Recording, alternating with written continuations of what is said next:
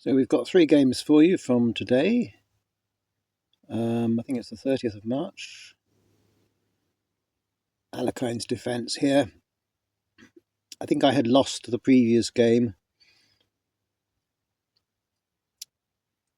And these are all the correct moves from both parties. Now they should push the c-pawn. Sorry, the c, but often they don't, and that's the wrong move. And then I like to do this because it's confusing. They could take that with either pawn. Looks like they've got a fork happening here, a potential fork, but it's not really there yet. And if they try to bolster that, they do give themselves a potential check now on the b4 square. And I'm using it now because his bishop came off guard duty there. If he blocks with anything but the queen, I'm going to steal a pawn, but if he blocks with the queen, I'm quite likely to just take that queen. And a lot of players don't like you taking their queen. So hence the long pause, but I'm going to steal the pawn. He's going to try to trap my queen. I mean, she does have one square she can flee to, and only one.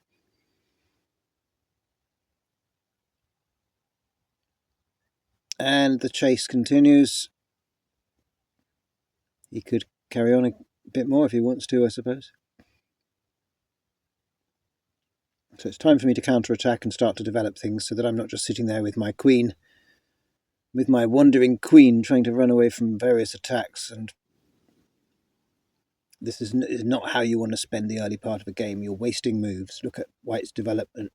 Look at my development. It's pretty poor by comparison. Okay, so now he can't attack the queen anymore here, unless he does something silly, but he did actually give me that rook. So I'm not a fan of playing like this. I'm really not. He's going for the fried liver out of desperation, and that's fianchettoed my queen rather beautifully. It means I can defend her. I could have defended her with that bishop. I did consider it, but then I thought, since I've won a rook, let's just whittle down the pieces so that I get a piece advantage. I know it's lazy, and I don't like it when other people do it to me, but I felt like doing it this time. So just whittling down these pieces. Go for a nice castle. And we've got, in fact, a pawn fork there, which I didn't see, which I could have already used. If he still hasn't noticed it, we will use it now. There it is. So another one bites the dust. And that's just a losing position for White, completely losing. I know I haven't developed anything hardly, but it's a totally losing position. We will take with the rook so as to accelerate this exchange of pieces, and also if he recaptures, which he kind of has to. Well, he doesn't have to actually, but if he's foolish enough to take that rook, I will take the knight with check first.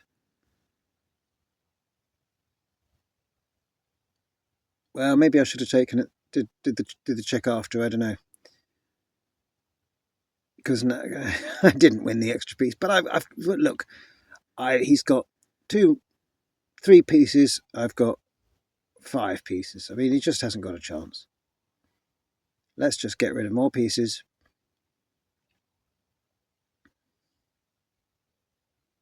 Bingo, bango, bongo. I mean, I don't even mind if he takes that pawn with his queen. This can be parried, of course.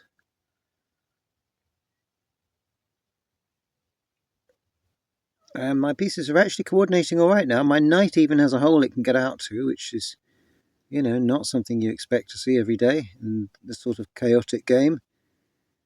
Knights often get stuck in there, but not this time. This knight's going to be active and powerful. And he's not going to like it. Might be a good idea to move my king up or bring the rook over or something. I'm not quite sure what I did at this point.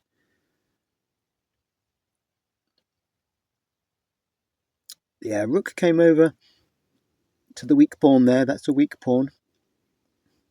Don't take that. Let him take. We need to keep the structure. Defending the king there. Need to keep that structure going. Perfectly all right to take with the bishop, and that's given me that open file. You see, that was the plan all along, was to have that nice little open file for myself. Eyeing the idea of knight onto e5 there with a potential revealed check which might steal his rook at some later point.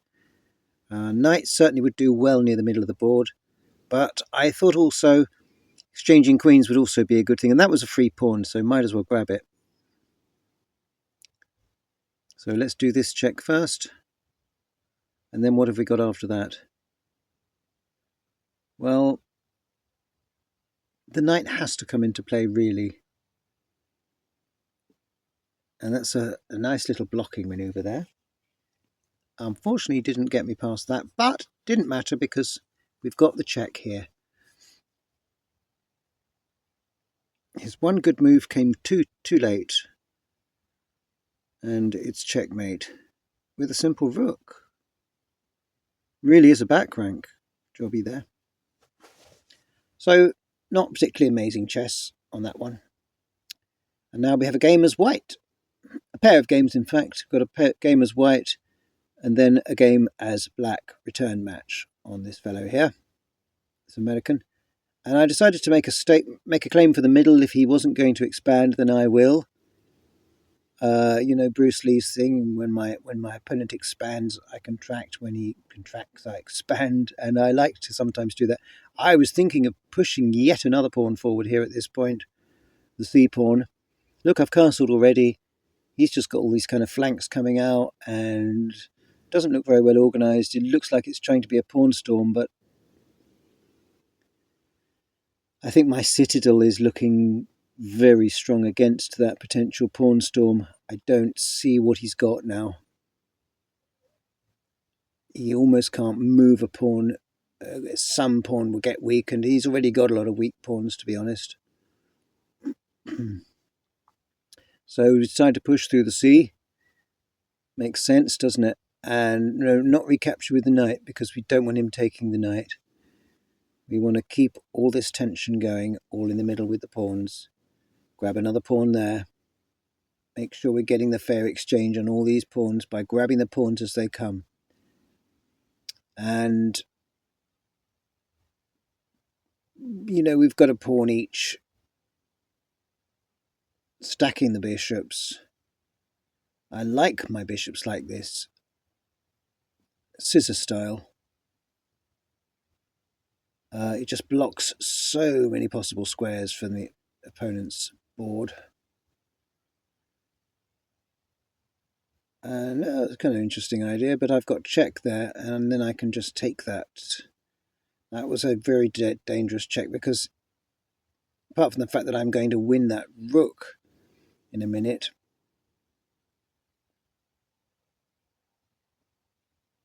here,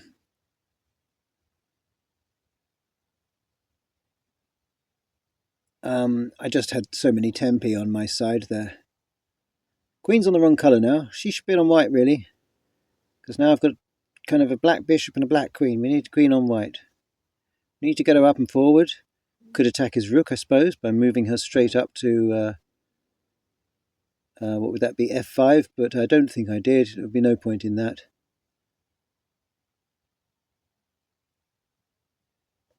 So it looks like he might be trying to start a slow march towards my king there with his pawns. But let's get the queen onto the whites. That will also help to facilitate the escape of my knight from that corner, which will put me a piece up. So out it comes. And now I'm attacking his bishop. And he's severely down material. Very severely. Still going to win something if I do that. Potentially. If he ain't too careful. Just get the barrels, get both. Get a round in each barrel of the shotgun there, the two barrels. He can't take that bishop, it'll cost him a queen, so we can ignore that and just take this weak pawn here. He could do a veiled attack on my queen, I suppose, with his rook at this point by advancing that pawn. He does. And, yeah, it's It's an interesting idea, but I've still got to check here.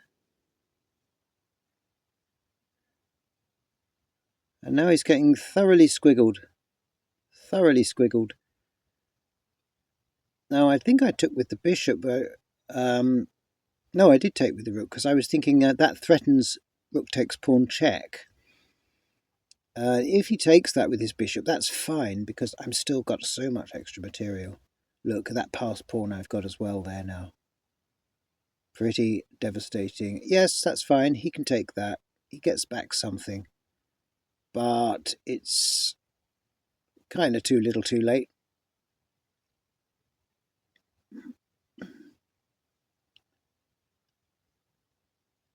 And there we have it. Another piece won. And so I remain a piece up. And I believe at this point he resigned. Quite rightly. Oh no, he went on a tiny bit more. Actually, I think possibly better move there would have been the queen taking the pawn with check. The g4 pawn. But never mind. And I think this is the return. Is it the return game on the same player? Not sure. But anyway. No, I think it's a different player. That's why I looked at the flag. Possibly a different player. Can't remember. You go back and have a look. Yeah, unusual for me not to know. I thought it was the same player. But anyway. Here we are going with... it's Alekhine, but it's sort of turning into a weird king side, lots of stuff on the king side kind of opening. I'm recently found that my openings, I'm starting to get a little bit clogged. I don't quite know why. Perhaps I'm not developing as quickly as I used to. I just keep finding myself getting a little bit clogged. Perhaps I'm just not being as accurate with my positional play in the opening. So this, of course, you must move the pawn forward to protect it. There, his queen's attack. He's put her in line of my bishop, which is not something I'm too worried about. I kind of like it, actually. And he goes for this strange idea of a sort of get you eventually with the fried liver, eventually sometime in the future, who knows when. Not quite sure what the idea is with that. I mean, I can very quickly get rid of that knight, and I probably should, by moving my other knight up. Yeah, onto d7, but it didn't. I mean, did I do it in a minute? Or did I just push the pawn on the knight? I might have just pushed a pawn onto it. Can't remember. Might have even swapped it for the bishop. I actually can't remember what I did here. So queen comes back, of course. She doesn't like the idea of that knight, my knight, getting too close to his... yeah, swapped it for the bish. Not quite sure that was the right way to go about that. Just defusing his attacks, really. And... yeah, recapturing the pawn. I think it was the right move, but it does look funny, doesn't it? It does look funny. But I think it was the right move, because it allows me to doubly defend my knight, extra pawn onto it. Bishop is safe, sitting behind them. And that'll be annoying that knight, and that's going to make him keep thinking about moving his f-pawn forward, which of course will weaken the e-pawn. You see, he's done it already. His e-pawn is now weak.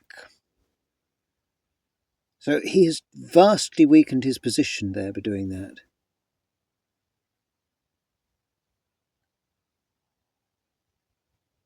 He would have been better off doing exactly what I had been talking about in my last move, i.e. moving his knight out and trying to trade his knight for my knight. So now his king is really not as good as it was. I think it's always better to have the G or the B pawn one space forward rather than the A, C, F or H pawn one space forward in front of your king. I always think it's better to have those end pawns in their original positions, the ones at the sides of the board. I don't like moving them. And I don't like moving the one to, on the other side of the king either. As I say, the c or the f pawn. I don't like moving them. When you do it against a strong player, it can be very dangerous. So, got to watch my white diagonal here. Got to watch my dark diagonal as well now. But how can we capitalize on this, this weak pawn, e pawn, and potentially the f pawn as well, being sort of semi-weak. The h3 square being very, very weak. So coming up here with the queen now to just get on top of all of this lot.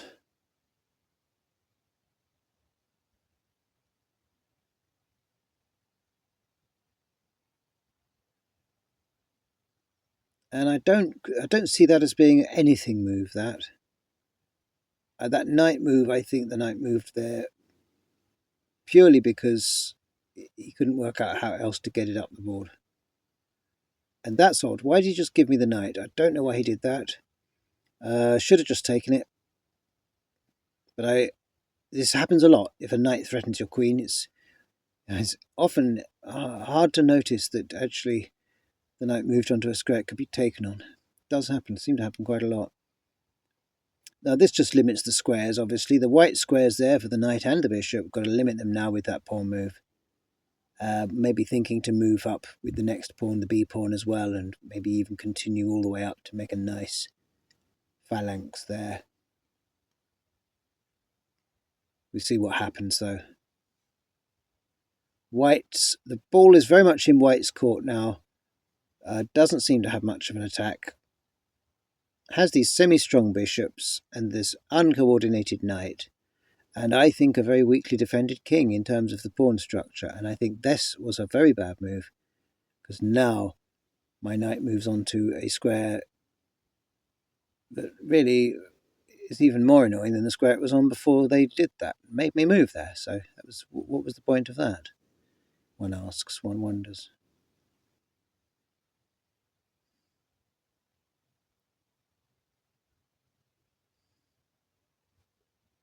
Okay, so his knight comes back to another weird square. He's obviously doing a bit of a knight's tour. Not quite sure where he's trying to end up. Not sure that I'm bothered, to be honest. It's defending his weak pawn, if that was the whole idea. I think that's an odd way of going about things, but we'll see, won't we? But we're close to the end now, as you can see. Well, you can't see, but I can. I think he may have resigned at this point, realising there was just no way for him to break through. And so those were my 2 games of the day today. I hope you enjoyed them. Took me up to 1994.